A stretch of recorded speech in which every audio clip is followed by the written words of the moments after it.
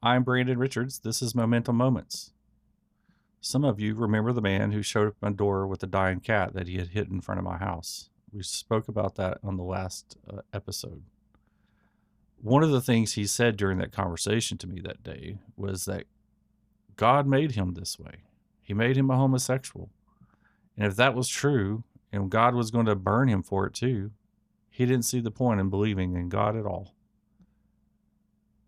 I've kept that question in my mind ever since because it isn't really a question about him. It's a question a lot of people carry, whether they've got words for it or not. Did God build the thing in me that's taking me down? And if he did, what am I supposed to do with that? I don't believe he did. And I don't think the Bible teaches it either. And I want to walk through why. Ecclesiastes 3:11 says God put eternity in the human heart.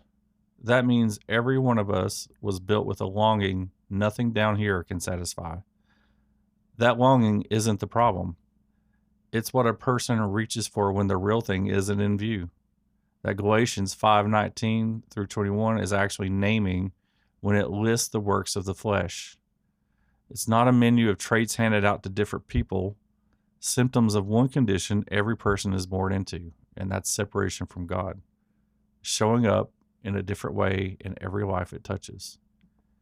Nobody was custom built for a specific sin. Everybody was born into the same brokenness, and it finds a different door in every life it touches. And that's the first thing I wanted the man to hear. Nothing was installed in him specifically. God doesn't hate you.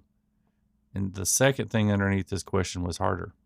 Not just, did God build this into me, but did I ever really have a choice?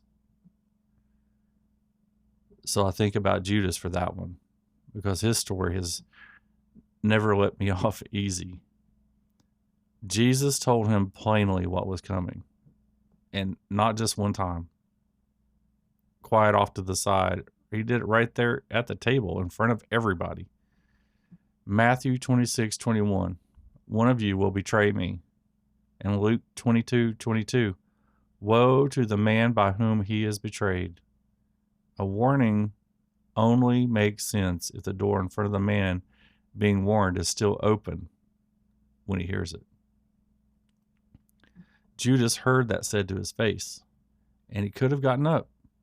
He could have repented that same night, the way Peter did after his own failure a few hours later. He didn't have to become the name history remembers him as. He chose to. And some of you know Revelation 22:13, it calls God the Alpha and the Omega. That's not God reading the first chapter of your life and skipping to the last one. It's him never being a character living through the chapters at all. He's outside the whole of it, present to all of it at once.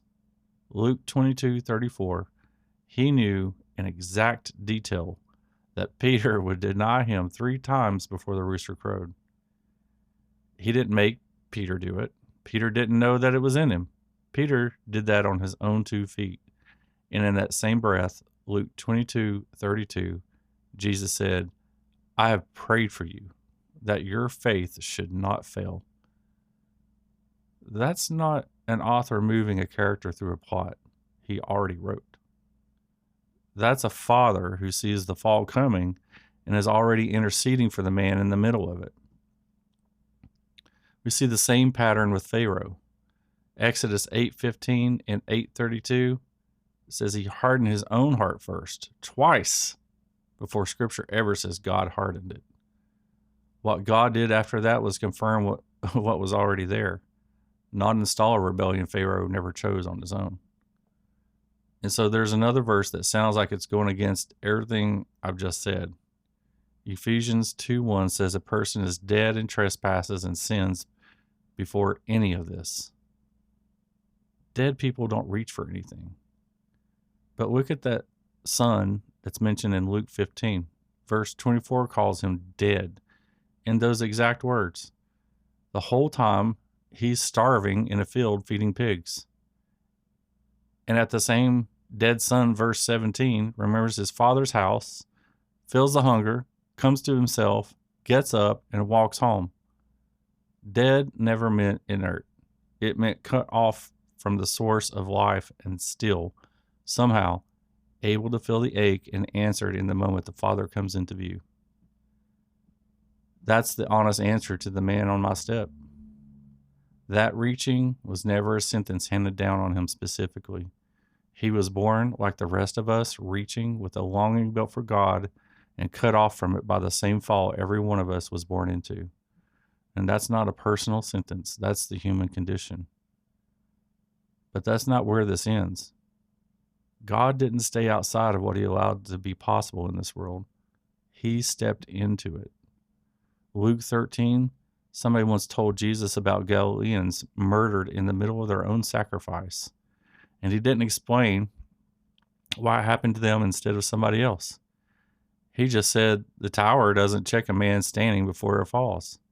There was never the thing he promised to change. What he promised was to be standing in it. Whoever turns and reaches for him. That's the incarnation. Not an explanation sent down from somewhere safe, God walking into the same wreckage the fall made possible and staying there. So if you've been told God wrote the wound into the plan, or that you were made a certain way just so he could condemn you for it, or that your choices were never really yours to begin with, hear this plainly. None of that is him, and none of that is in the Bible. He didn't build the wreck. He knew it was coming, and he let it be possible, because a world where nothing can go wrong was never a world where anything could actually be chosen either. What he did do was step into himself once for everyone. Stepped into it himself. Standing in it with you now. But that part isn't automatic. That's for whoever actually turns and reaches for him. And he made that way. Your will still decides whether you walk it. Turn to him today. Make a choice. I'm Brandon Richards.